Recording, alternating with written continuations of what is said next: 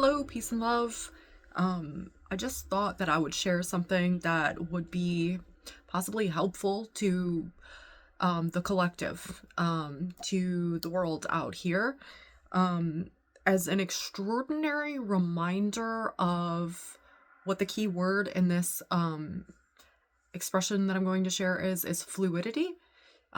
Something that has come about in the last few years as in terms of gender fluidity and how it can be applied um to so many different aspects and essences of life, and when we allow ourselves to be able to be freed up to explore the ever changing and expansive expressions of who we are as human beings, having souls having a human experience, and our extraordinary existence, which could also bridge a lot of gaps between the way that we oftentimes create judgments in the world around us about things that we don't understand. When we are not educated with the proper knowledge or built on a foundation where we have the ability to embrace and embody a space of unconditional love for ourselves and the world around us. We oftentimes, when we see things that are out of the ordinary or new things come about, it sometimes becomes this rejection of something unfamiliar. And in order to sort of detach from that instant rejection of that which is not familiar, something that I have witnessed in life in several different ways, in several different types of experiences, which has always created a deep saddening in my heart, for myself as well as other people, because it's not something that we're meant to experience, honestly. And understanding that we are each having our own personalized human experience here on Earth, and to bridge the gaps to eliminate as much hate and create more harmony within and without, inside and out, internally and externally, allowing us to find a bit more understanding. So I have this gorgeous oracle deck. It's called the Wild and Sacred Feminine deck. I picked it up at Barnes and Noble probably, I want to say a year ago, which more than likely was how long ago it was. And I remember when I brought it back and opened it up, and I cried extraordinarily hard. And the first pull that I did after I shuffled for about 3 minutes, like 7 cards fell out, and I cried at every single one that I read, because this deck is extraordinarily beautiful. I am grateful to the beautiful creators of this deck, Nikki Duert, Elizabeth Marglin, and illustrations by Jenny Kostecki Shaw. If you have the opportunity or chance or are interested to pick up this deck, I urge you to do so if you feel ever inclined to be connected to your wild, sacred, feral, feminine side of your existence. Each and every one of these cards is profoundly unique and profoundly beautiful, and hold a tremendous amount of weight in the articulation and expression of a conglomeration of the interconnectedness of life and the tremendous amount of beauty that it holds in so many ways. So this card is called the Shapeshifter. And I've been waiting for about 3 weeks to read this card, because every time I go to read it, it's not the right time. And it's taken me probably 3 hours to read this card, because in between reading it, I write and find inspiration and expression of poetry and just thoughts when I oftentimes come into contact with spirit because I'm accepting spirit into life, and then through that receive things to express. And so I thought that I would create this video and share it as well. And now that I am 5.5 minutes, 5:21 into this explanation, this card shows this beautiful woman who is embodying the spirit and essence of several different other forms and energies of nature. And this is an energy that I actually very deeply resonate with on a tremendous level, and have had some extraordinary experiences in my own personal life through so many different ways of being truly connected and fluid in life, in expression, at on and off in many different times, because it's not something that shows up consistently. And I think that through those inconsistencies, we find a way to embrace the void and the unknown, or being disconnected, almost like a death and a rebirth, as we oftentimes change seasons of lives, timing of life, positions in life, whether physical, mental, spiritually, emotional, all sorts of different things. So this card is called Shapeshifter, as I said, and the word that it is connected to is fluidity, which is an extraordinary word. There's a lot of power behind it and a lot of freedom behind it, I think. The shadow of fluidity would be the opposite, would be rigidity. I think we find ourselves in a lot of spaces of rigidity as we grow up in life, feeling forced to conform to, other people's perceptions, or trying to find our way and our path in life, finding our true north towards ourselves, and what that means, what that entails, and oftentimes going through consecutive changes in life and moments in life that bring about realizations and a tremendous amount of change. So there's a quote with each card. This one says, "I am living today as someone I had not yet become yesterday.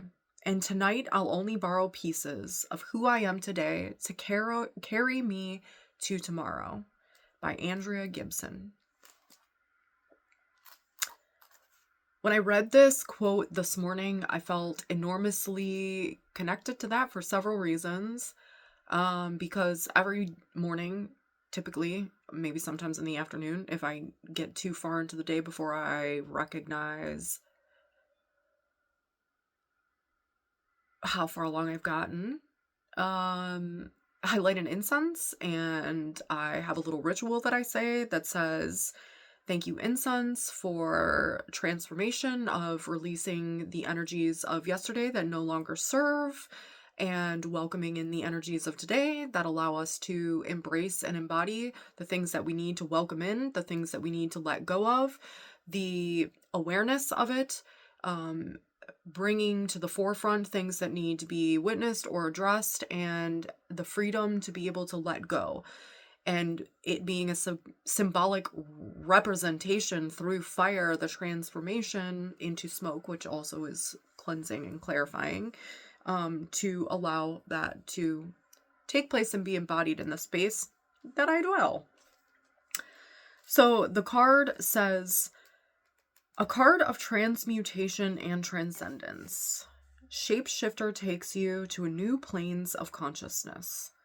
The vehicle is imagination, which extends beyond the immediate physical self and into the energy field of your surroundings.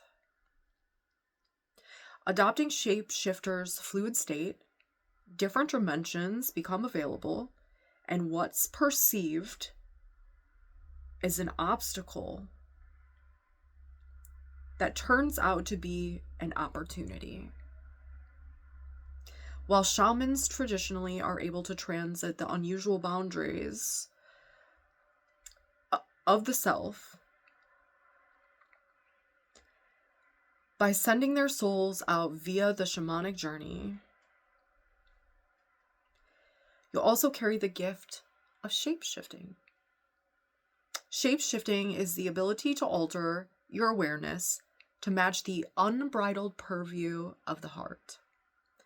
Your capacity depends on how you expand or limit your inventive faculties when one form or body or way of being is too constricting for the soul to flourish. Shapeshifter knows that form follows function. To expand your world, you need to inhabit, an otherness beyond yourself, as well as within yourself. At its best, shape-shifting is radically empathic. It enables you to step into other shoes and to perceive and conceive of infinite possibilities. Experience the revelation of spirit that comes when you have the courage to take on a different story, to embody someone else.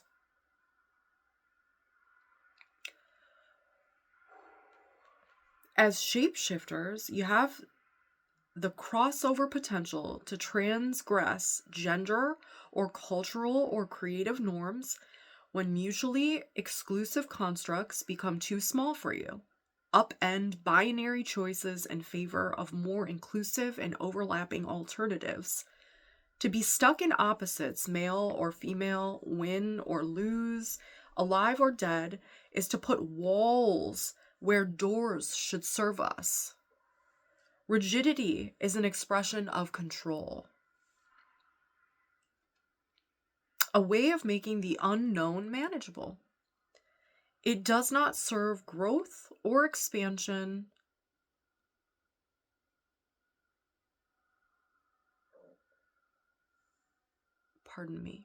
It does not serve growth or expansiveness through shape-shifting. Whether energetically or literally, you become limitless. The experience of fluidity allows you to exist in a world made up of multiple intelligences and forms. Alternatively, when you silence these voices, you rob your senses of your integrity, your mind of its coherence, your soul of its becoming. Shapeshifter says, do not be cut off from anything. Be a dazzling thread woven into life's translucent web, which is extraordinary. Because when we allow ourselves to be limitless, it allows us to be able to understand the world on a level of a greater whole, instead of allowing ourselves to be limited to the limitations that were created for us. Allowing ourselves to be able to embody and perceive different perspectives, different constructs, and different ways of living that allow us to be able to create more connection than disconnection. As we allow ourselves to open up to the wealth of knowledge and the infiniteness of the expression of the creator itself. So being able to fully embody and allow ourselves to move outside the molds that are given to us. And obviously we can't change our mold, which is in a song, actually, I believe, the Bittersweet Symphony. I can't change my mold, but you can see yourself in the infiniteness of everything outside of you.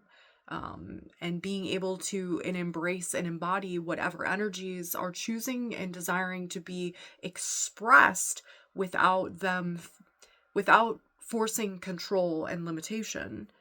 And understanding that when we break down those barriers of rigidity and allow fluidity to come through us, we become one with the creator and come more full into expression and oneness with it. And understanding then we have the capacity to embody and embrace a more full sense of self and acceptance of the outer world as well, which is extraordinarily profound.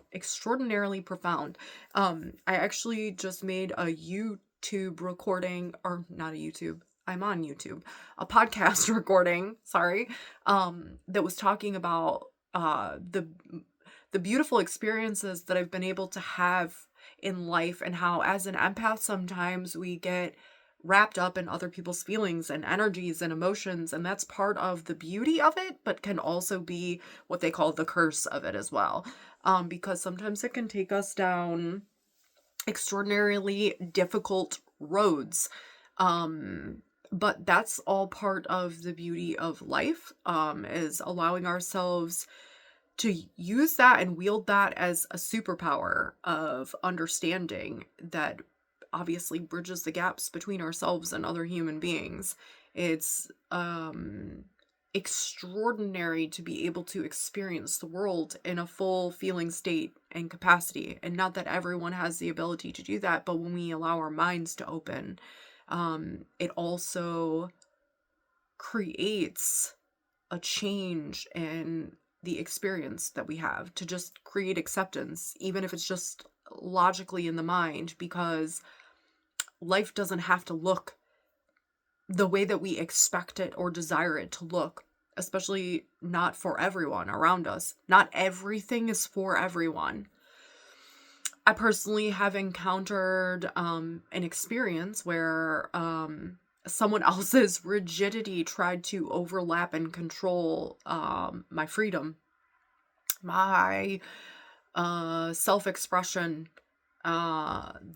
the sense of who I knew myself to innately be, which was one with the creator. And some people create the illusion that they're one with the creator, and they don't really fully embrace and choose to accept all that is, when the creator is all that is.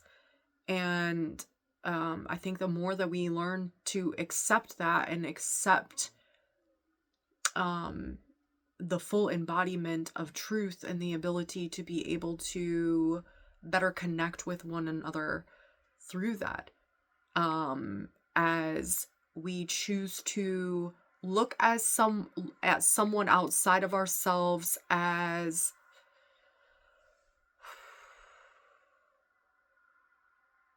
an extension of ourselves, which then in turn either creates a space of love and having the ability to treat someone the way that you want to be treated, or oftentimes through our wounds projecting, our own experiences in not negative ways. How, our perceptions then become the reality of those around us, when we all have free will to experience this life, in whatever means we choose to, and we have the power to create limitations, parameters, put ourselves in a box in whatever means and manner that is. We can expand as much as we want to, and we can limit ourselves as much as we want to. It is our choice of how we choose to create or connect, co-create with reality, with truth, with the creator, with the greater for the greater good of all, with all living things. as we all come from the same place. So with that being said, as a means of inspiration, looking at our own selves and the ways that we might be able to break down the walls of rigidity for ourselves, or how we create rigidity for others and do not allow them the freedom to express themselves and be themselves, and watching ourselves and how we create judgments in the world and asking ourselves and questioning ourselves, why do we do that? What is the reason? What is the purpose that we choose to, instead of creating acceptance for all that is, create separation from it or through it in whatever means and ways, because it does not typically serve the greater good of anyone when we do that at all. It can oftentimes disconnect us from tremendous experiences, the ability to learn, grow, understand, and embrace someone else's experience of life, which can create connection in many ways. It can also create a tremendous amount of understanding and gratitude, as well as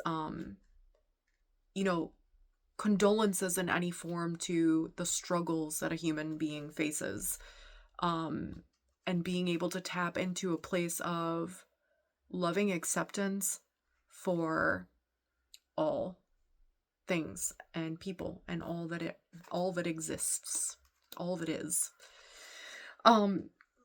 So with that being said, I'm gonna cut myself off and allow this to be what it is, and this transmission and share, and hope that it finds the right ears, eyes, hearts, souls, and minds of those that it is meant to find. Thank you for listening. Peace and love. 222. Be well.